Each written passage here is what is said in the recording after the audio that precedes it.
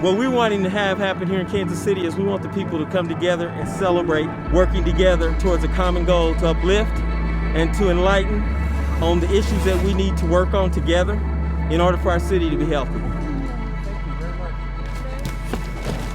I think the core work of LISC is really focused around creating communities of opportunity. With the pandemic, things may be modified, and we're just getting more creative on how we can help people where they're at. It's slowed down our timeline, but it has actually heightened our attention and heightened our focus on the need to support the small businesses that have really struggled. We're seeing more and more people having a harder time finding affordable housing. And across the city, it was already bad, and this event is just magnifying it even more. Probably what's most important that's changed is the urgency of the work that we do, seeing how it impacts people of colors. The awareness of how this impacts Black and brown lives is realer than it's ever been. We fund things that a lot of other funders don't usually fund or don't like to fund. These are mission-driven organizations who have to work hard and fight for every dollar that they get or earn. My name's Tom Esselman. I'm the Executive Director for PCs for People in Kansas City. And we focus on providing affordable internet and computers to low-income communities that otherwise have had trouble accessing those things. Right when the lockdown started with the pandemic back in April, LISC was one of the first groups we heard from asking us, how can we help? We just continue to see the opportunities to get people the technology they need to stay connected, which anymore is just a vital requirement for just being part of a healthy and thriving community. You know, myself as well as other barbers, we don't have the option to pivot, you know, our business. We can't cut a hair online. We can't cut a hair, you know, anywhere else. The government came in and they shut a business down. The help that LISC offered was not only right on time, it was tremendous help. You know, I'm definitely thankful for LISC. I'm sure other business owners are as well. What it means for an organization like LISC to provide small business grant relief to small businesses is that small businesses can remain viable.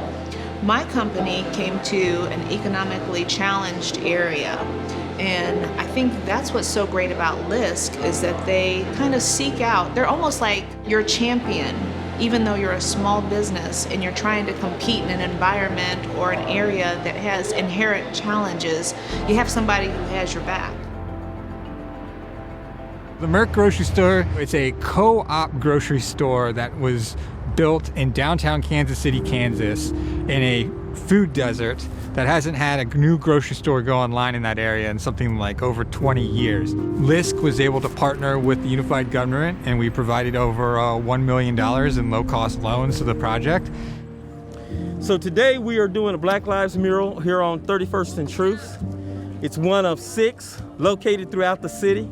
LISC has always been supportive of community development and programming to help facilitate these type programs. And these programs can't function without that kind of coordinated financial support. This is a major project, lots of materials and supplies. A lot of people are involved. Just with the water bill here today, you could go broke. LISC has always been there when you're doing these major community initiatives, and we thank them for that.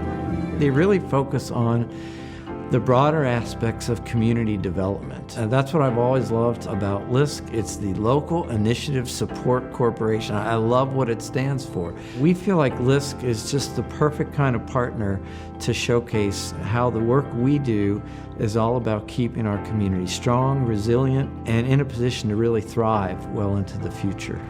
I think LISC has a lot of irons in the fire, and they do a lot of programs to help people and help organizations, help small businesses. And by helping small businesses, they're helping communities. By helping communities, they're helping whole states. They're an organization that helps people individually, and by individually, it's like a ripple effect in a community. They come in and they just make the place better by drilling down to that individual and making a positive impact for them. How can we empower people through financial stability? How can we also reduce their burdens by relieving some of their housing costs? how can we help create neighborhoods of opportunity for people and really provide access for individuals, particularly in communities of color, but in low moderate incomes throughout the metropolitan area. We're going to continue to do that work. We're going to be there in the months and years to come, as we have been for the last 4 decades. And I'm looking forward to 2021 and what that will bring for us.